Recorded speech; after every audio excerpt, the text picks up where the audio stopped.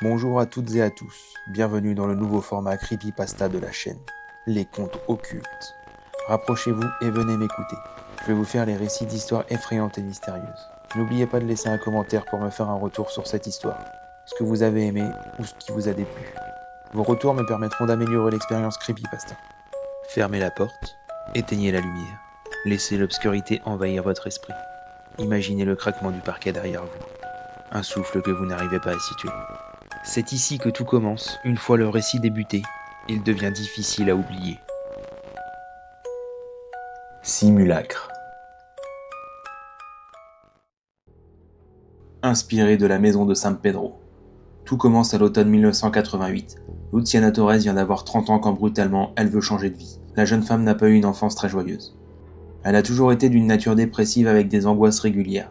Mais malgré toutes ces épreuves, elle choisit d'aider les gens en commençant des études de psychologie. C'est pendant ces études qu'elle fait la rencontre de Dom, son futur mari, avec qui elle donne naissance à son premier enfant, James. Luciana tombe enceinte une deuxième fois d'une petite fille. Mais elle décide de se séparer de Dom. Elle trouve un bungalow, vétuste mais très chaleureux dans le quartier de San Pedro à Los Angeles, avec James qui a 2 ans et Luciana, quant à elle, en est à son 7e mois de grossesse. Tout le monde se sent bien dans cette demeure. Le petit James se fait ses nuits et Luciana trouve le repos auquel elle aspirait. Elle va enfin pouvoir se focaliser sur ses études. L'obtention de son diplôme est tout ce qui compte, après le bonheur de son fils bien évidemment. Pourtant, au fil des semaines, la jeune femme ressent un stress incompris, de plus en plus intense. Elle croit que cela est dû à son passé et au traumatisme qu'elle a vécu. Mais ça n'explique pas les bruits qui commencent à se faire entendre.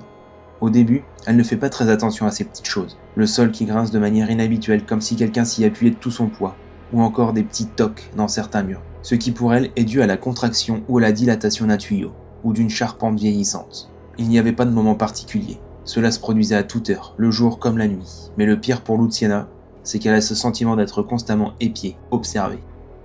Le printemps de 1989 arrive. Les bruits continuent, son stress quant à lui s'est excessivement intensifié. Un soir, alors qu'elle se vide la tête dans un moment de détente devant la télé, Luciana sort de son répit par la stupeur, incapable de savoir si les sons proviennent de l'intérieur ou de l'extérieur de celui-ci. Ce qu'elle pense le plus rationnel, c'est qu'un animal fait ses griffes contre le bungalow. En ouvrant la porte qui donne sur le jardin, des cailloux tombent du toit, passant à quelques centimètres de sa tête. Dans un réflexe de peur, elle recule trébuche, pétrifiée, ne comprenant pas ce qu'elle vient de vivre. Après 2 minutes à attendre, n'entendant que sa respiration qui commence à reprendre son rythme naturel, elle se relève, va voir si James et la petite Loa sont en sécurité et se couche à leur côté, dans la chambre qu'ils partagent pour ne pas les laisser seuls, et surtout, ne pas être seule. Elle s'endort, pensant que les soirs à venir seront plus paisibles. Malheureusement, pas une nuit ne passe sans qu'elle se réveille, terrifiée par de nouveaux phénomènes. Des bruits étranges venant d'autres pièces de la maison, des pas lourds sur le sol grinçant, des voix lointaines, criantes. Tous les soirs, presque à la même heure, un son strident se fait entendre dans tout le bungalow, à faire pleurer James. Luciana pense que cet horrible son vient du conduit d'aération. Elle passe dans toutes les pièces de la maison pour trouver l'origine. Arrivée dans la buanderie, la trappe qui mène au grenier est ouverte. Elle croit avoir trouvé le pourquoi de ce bruit horrifiant. C'est certainement le vent qui s'engouffre par le toit et vient résonner par la trappe. Cependant, elle en est sûre et certaine, jamais elle n'a laissé cette trappe ouverte. Elle fixe ce trou d'un noir profond, sans pouvoir en détacher les yeux. Elle a cette impression que quelqu'un ou quelque chose dans cette obscurité sinistre la regarde avec insistance. Une peur paralysante s'empare violemment de tout son corps lorsque la trappe se referme brusquement dans un vacarme de tous les diables. Dans un sursaut qui la sort de sa paralysie, elle s'empresse de refermer la porte et déplace un gros meuble avec beaucoup de mal devant, pour que rien ni personne ne puisse passer. On frappe lourdement sur la porte. Cette fois, ce n'est que sa voisine, Madame Wells. Elle a pour habitude de venir régulièrement voir la mère célibataire pour prendre des nouvelles et s'assurer qu'elle ne manque de rien. Luciana en profite pour se confier sur les événements étranges et terrifiants qu'elle subit dans la maison. Pendant qu'elle raconte tout ça à sa voisine et amie Madame Wells, un fracas les fait sursauter, rendant l'air tout de suite beaucoup plus lourd et oppressant. Un tableau accroché au mur de la cuisine s'est détaché et a éclaté au sol. Les 2 femmes approchent doucement de la cuisine. Elle trouve 2 clous posés sur la table. Ceux-ci vibrent d'une manière frénétique, comme si quelqu'un s'amusait à les faire rouler rapidement sous ses doigts. Quelques semaines plus tard, Luciana adopte un petit chaton, nommé Bonnie. Au début, il doit tenir compagnie à James, mais très vite, Luciana remarque que le comportement du chaton change. Il fixe quelque chose dans le vide, suit du regard l'invisible, il joue également avec des ombres qui se dessinent, arrivant de nulle part sur les murs. Au fil de l'année 89, plusieurs personnes venues rendre visite à Luciana sont témoins des phénomènes étranges. En plus de Madame Wells, il y a aussi Kate, une amie qui étudie avec elle. ainsi qu'Elena, la babysitrice de James et Lola. Un soir, elles observent bouche bée des lumières qui dansent sur le plafond de la cuisine. Apeurée, la babysitrice supplie Luciana de quitter la maison.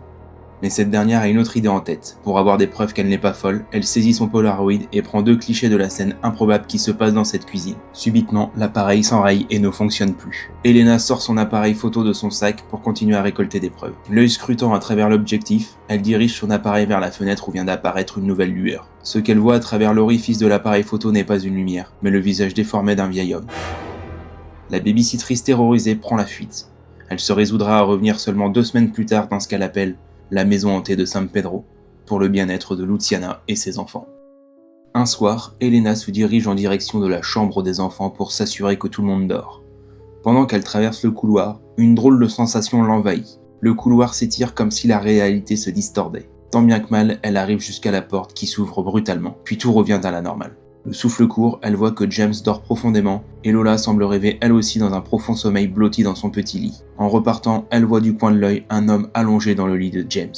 Il a le regard creux et vide, l'aspect d'un cadavre grisâtre. Cette vision ne dure que quelques instants, mais assez pour qu'il reste gravé à jamais dans sa mémoire. Elle n'est pas la seule à la maison à affirmer voir cette présence. Le petit James commence à faire beaucoup de cauchemars. Il se réveille en hurlant, et quand sa mère lui demande ce qu'il se passe, il est incapable de décrire ce qui l'a terrifié. Juste quelques mots. Il vient me voir. Le monsieur me fait peur. Il ne sent pas bon et il est tout froid. Sa petite sœur, elle aussi, pleure souvent durant la nuit.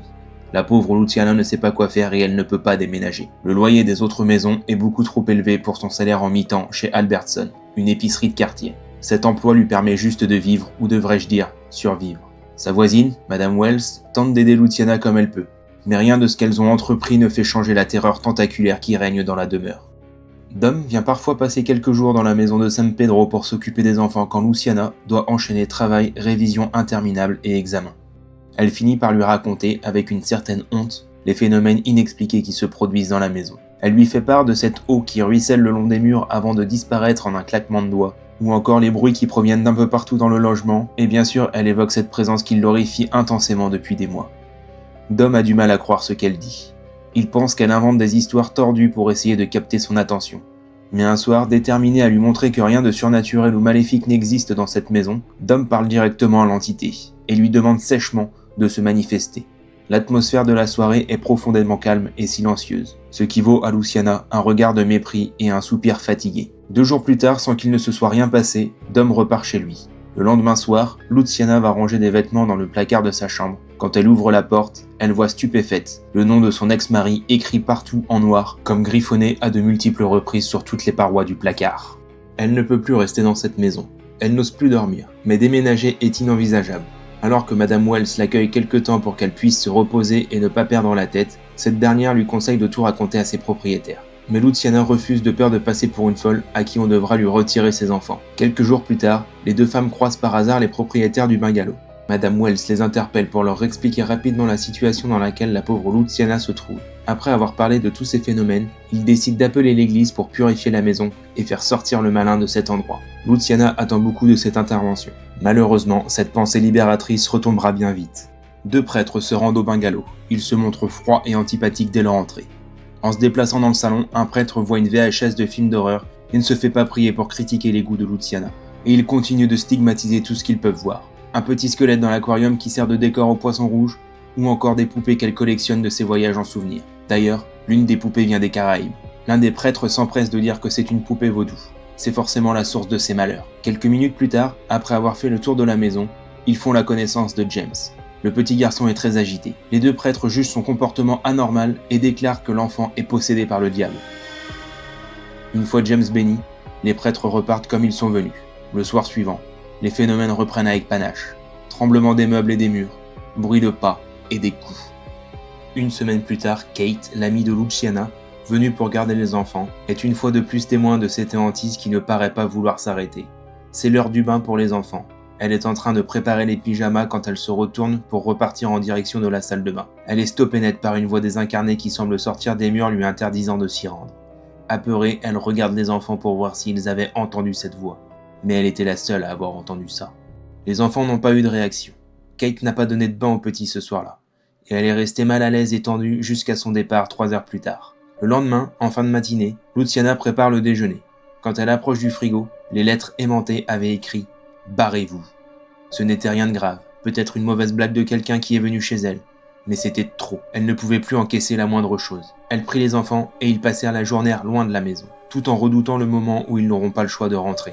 Ici, dans cette demeure qui ne veut pas d'eux. Luciana lutte pour ne pas s'endormir, de peur que si elle sombre dans un sommeil lourd, quelque chose de mauvais s'en prenne aux enfants. Elle installe tout le monde dans le salon, James sur un petit matelas, et Lola dans son berceau, tous deux collés au canapé, où elle s'efforce de ne pas fermer les yeux.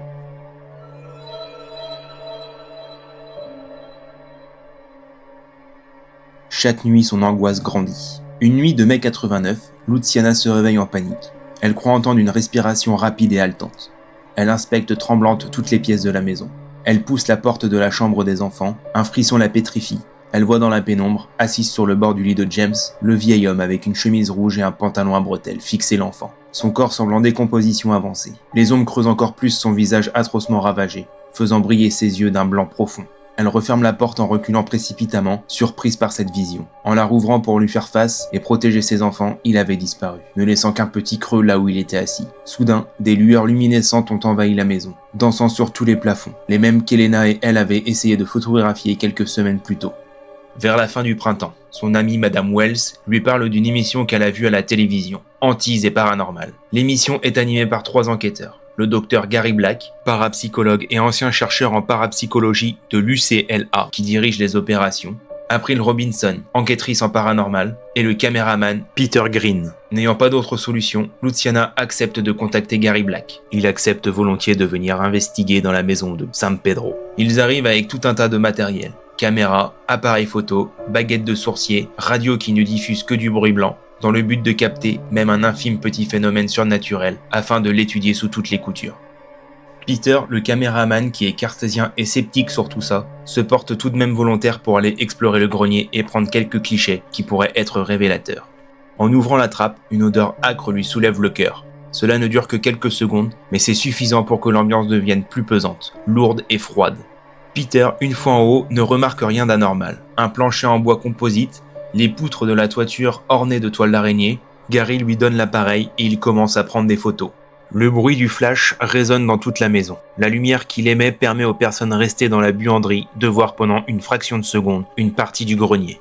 Peter raconte brièvement ce qu'il voit, c'est-à-dire pas grand-chose qui sort de l'ordinaire. Un flash se déclenche, Gary et Luciana voient furtivement une ombre traverser devant la trappe. On entend un objet chuter, l'appareil photo tombe par terre, déclenchant une série de flashs frénétiques. Puis on entend Peter se débattre, essayant de crier, mais on entendait sa voix comme étouffée, bloquée. Gary et April se précipitent pour grimper dans le grenier, lampe torche en main, la vision qu'ils ont les fait pâlir instantanément. Peter est étranglé par une corde qui lui serre le cou. La corde est enroulée et clouée à une poutre qui le laisse sur la pointe des pieds. S'il se relâche, la corde lui écrasera la gorge. Il essaye tant bien que mal de s'agripper à la poutre. Son visage commence à tourner au violet. Ses yeux se révulsaient.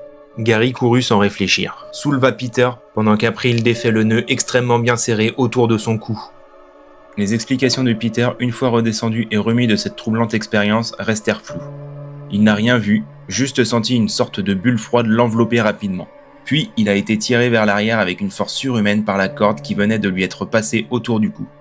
Gary voulait remonter, pour voir et essayer de comprendre ce qu'il s'était produit. April et Peter tentent de lui en dissuader, mais Gary n'aime pas rester sans réponse. Luciana, elle, regarde tout ça convaincue que la chose n'est clairement pas heureuse de voir tout ce monde affairé à sa traque. April ne veut pas laisser Gary seul là-haut. Une fois remontés tous les deux, ils retrouvent l'appareil photo de Peter. Sauf que l'objectif et le boîtier de celui-ci sont séparés et se trouvent dans 2 coins très éloignés l'un de l'autre. La chute n'aurait pas pu propulser les morceaux aussi loin dans 2 directions totalement opposées. Gary balaie la pièce avec sa lampe. Au fond du grenier, sur un mur, quelque chose retient son attention. Un liquide suspect coule. Ce n'est pas de l'eau, même si ça y ressemble. Une odeur métallique et de vase s'en dégage. Gary demande à Luciana de lui apporter une petite fiole qu'il a dans son sac, puis récolte quelques gouttes de liquide. Ce liquide révélera des semaines plus tard un mélange de plasma humain, de cuivre et d'iode. Malheureusement, n'ayant pas de preuve tangible de l'existence d'une force surnaturelle dans la maison, l'enquête n'aboutit à rien et laisse Luciana seule face à tout ça. C'en est trop. Elle décide de fuir avec ses enfants, loin de la maison et de cette ville. Elle trouve un mobil-home, pas très cher, à Weldon, à 3 heures de route de San Pedro, loin de toute cette folie, pour recommencer une vie paisible et profiter de ses enfants et de se reconcentrer sur ses études. Nous sommes en octobre 89. Malgré tout, la tranquillité qu'elle pensait avoir gagnée en déménageant loin de cette maison ne dure que très peu de temps. Au mois de mars 1990, les phénomènes sont de retour, encore plus forts, encore plus brutals. Des bruits violents proviennent du petit garage derrière la maison, réveillent toute la famille. Paniquée, Luciana ne sait pas quoi faire. Doit-elle appeler la police? Est-ce que c'est un cambriolage? En regardant par la fenêtre, aucune lumière n'est visible dans le garage. Les bruits, eux, continuent pourtant toujours aussi forts. Au bout de 10 minutes, tout s'arrête subitement, laissant la nuit calme et paisible. 2 nuits plus tard, réveillée par un grattement devant sa porte, elle voit une entité brumeuse traverser le couloir. Elle se crispe, la couette posée au bout de son lit prend feu mystérieusement. Complètement paniquée, elle étouffe les flammes avec son oreiller. Heureusement pour cette fois, elle s'est réveillée à temps et a pu arrêter ce terrible événement. Les angoisses et les peurs de Luciana sont revenues de plus belle. Elle ne s'endort que d'épuisement, se réveille en sursaut à chaque fois. Son sommeil ne dure que 2 heures au maximum. Un jour, ses nouveaux voisins, Bill et Mary Hanson, l'aident à déplacer une télévision. Bill teste si tout est bon, allume la télé et soudainement, la télé grésille, l'écran se brouille et l'image d'un vieil homme maigre et décharné apparut. Mary poussa un cri de stupeur. Bill resta perplexe devant cette vision. L'entité dans l'écran avait des yeux malveillants, enfoncés dans leur orbite, effrayants. Ils décrivent ce qu'ils ont vu à Luciana, qui réalise que ce qu'ils ont aperçu est très ressemblant à ce qu'elle a vécu dans la maison de San Pedro. Le spectre qui la tourmente l'aurait-il suivi? Luciana, tremblante, décroche le téléphone et compose le numéro du docteur Gary Black. Il décide de venir seul aider la pauvre jeune femme. Luciana, ne voulant pas mettre la vie de ses enfants en danger, elle demande à Dom de les garder 2 jours, le temps de voir ce qu'il va se passer. À peine arrivé, Gary pose ses affaires rapidement près de la table du salon. Il explique à Luciana qu'il va tenter de rentrer en communication directe avec l'entité. Pour cela, il sort de son sac une planche de Ouija. Sur ce morceau de bois est gravé l'alphabet, les chiffres de 0 à 9 et 4 mots simples. Oui, non, bonjour et au revoir. Il lui explique qu'à l'aide d'une goutte, une petite plaquette de bois ornée d'un trou, l'esprit pourra la déplacer sur la lettre ou le mot qu'il veut nous dire. Mais c'est une pratique dangereuse, car cela ouvre les portes sur l'au-delà, un monde plus sombre et triste sur lequel les entités attendent cette faille sur notre monde pour traverser. La séance commence. Ils placent tous les deux leurs doigts sur la goutte et Gary commence à poser des questions. Très vite, ils sentent une force invisible forcer la goutte à se déplacer. Ils ont maintenant un nom, Anderson, un homme qui se serait fait assassiner dans les docks non loin de San Pedro. Il dit aussi que ce serait Peter Green qui l'aurait assassiné, le caméraman sauvé in extremis de la pendaison dans le grenier du bungalow. Cet Anderson aurait une haine féroce contre la famille Torres, la famille de Luciana.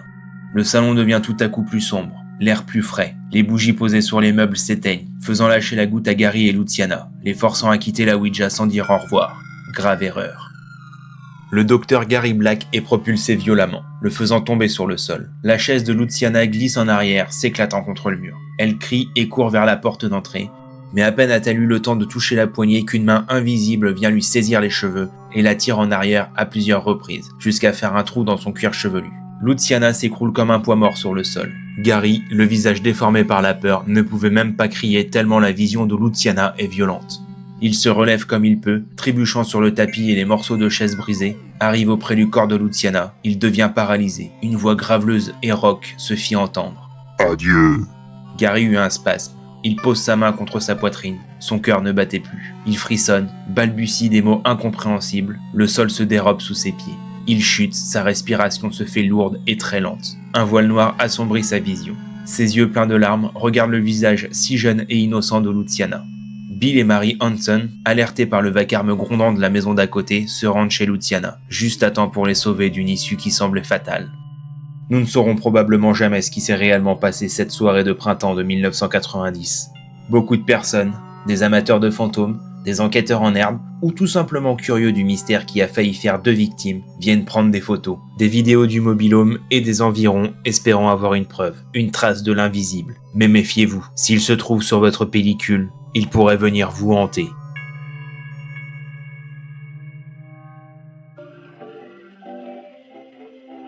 Et nous voici arrivés à la fin de l'épisode. J'attends avec impatience vos retours en commentaire. Merci d'avoir écouté cette histoire jusqu'à la fin. N'oubliez pas de vous abonner et de liker la vidéo pour donner plus de portée à ce projet. Allez, on se retrouve bientôt pour un nouvel épisode. Joyeux cauchemar et bonne nuit.